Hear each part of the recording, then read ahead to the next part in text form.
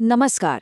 तो आज हम भारतीय संविधान के एक बहुत ही दिलचस्प हिस्से को समझने वाले हैं, अनुच्छेद 31 से 35। ये वो आर्टिकल्स हैं जो मौलिक अधिकारों के चैप्टर को आप कह सकते हैं एक तरह से पूरा करते हैं, और ये हमें हमारे अधिकारों और उनकी सीमाओं के बारे में एक बिल्कुल ही अलग नजरिया देते हैं। तो चलिए जरा इसकी गहराइयों में उतरते हैं। तो सबसे पहला और सबसे बड़ा सवाल यही उठता है कि क्या हमारे मौलिक अधिकार बिल्कुल असीमित है? क्या इनकी कोई हद ही नहीं है? अक्सर हमें लगता है कि हाँ, ये तो हमारे अधिकार है, इन पर कोई रोक टोक नहीं हो सकती। पर असल में संविधान बनाने वालों ने इस पर बहुत बहुत गहराई से सोचा था। और बस यहीं से हमारा पहला पड़ाव शुरू होता है, अधिकारों का सच। ये आर्टिकल्स हमें यही तो बताते हैं कि कैसे हमारे संविधान ने एक व्यक्ति की आज़ादी और पूरे समाज की ज़रूरतों के बीच एक बैलेंस, एक संतुलन बनाया है। और हाँ, ये कोई गलती नहीं है, बल्कि एक बहुत ही सोचा समझा डिज़ाइन है। अच्छा, इस बैलेंस का सबसे बड़ा और शायद सबसे ऐतिहासिक उदाहरण है संपत्ति का अधिकार। अरे, इसकी कहानी तो अपने आप में एक पूरा सफ़र है, एक मौलिक अधिकार से कानूनी अधिकार बनने तक का सफर, जो हमें हमारे संविधान के बदलते हुए नेचर के बारे में बहुत कुछ सिखाता है। तो देखिए, शुरुआत में आर्टिकल 31 के तहत संपत्ति का अधिकार एक फंडामेंटल राइट था।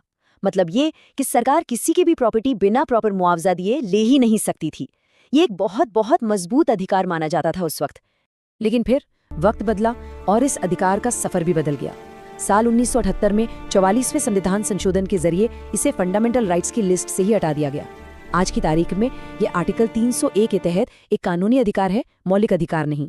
इसका सीधा सा मतलब है कि सरकार कानून के दायरे में रहकर प्रॉपर्टी ले तो सकती है, बस उसे एक सही प्रक्रिया, एक प्रॉपर प्रोसीजर फॉलो करना होगा। अब बात यहीं खत्म नहीं होती। जो चीज इसे और भी ज्यादा दिलचस्प बनाती है वो हैं ये 3 स्पेशल आर्टिकल्स, 31A, 31B और 31C।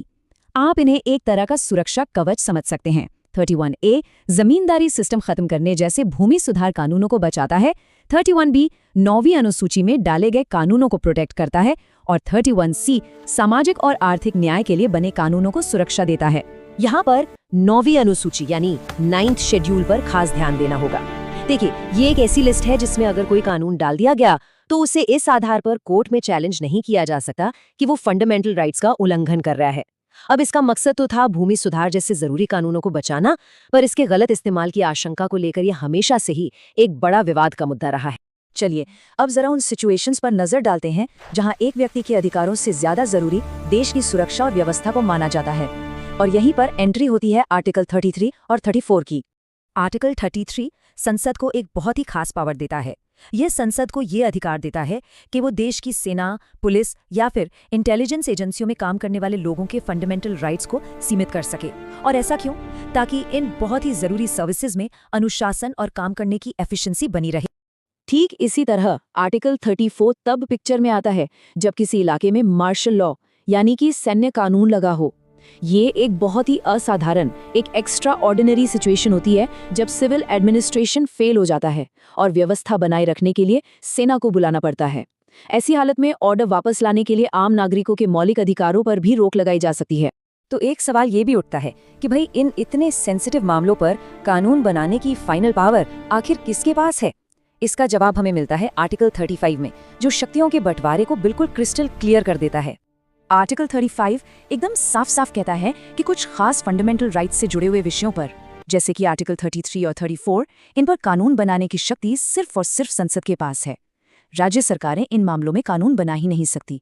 ऐसा इसलिए किया गया है ताकि पूरे देश में एकता और एकरूपता बनी रहे, और केंद्र को ये विशेष अधिकार दिया गया है।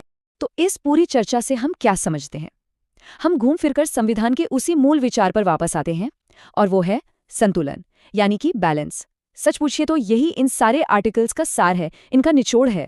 तो सबसे जरूरी बात यह है कि आर्टिकल 31 से 35 सिर्फ कुछ नियम कानून नहीं है, ये अपने आप में एक फिलॉसफी है, एक दर्शन है।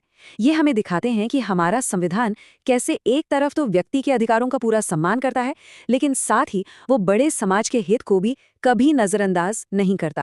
और आखिर में ये पूरी बातचीत हमें एक बहुत बड़े सवाल पर लाकर छोड़ देती है। एक तरफ है व्यक्ति के अधिकार और दूसरी तरफ समाज की जरूरतें। इन दोनों के बीच वो आइडियल बैलेंस, वो आदर्श संतुलन आखिर है क्या? ये एक ऐसा सवाल है जिस पर सोचने की जरूरत है, क्योंकि ये बहस आज भी उतनी ही जरूरी है, उतनी ही रेलेवेंट है जितनी संविधान बनाते समय थी।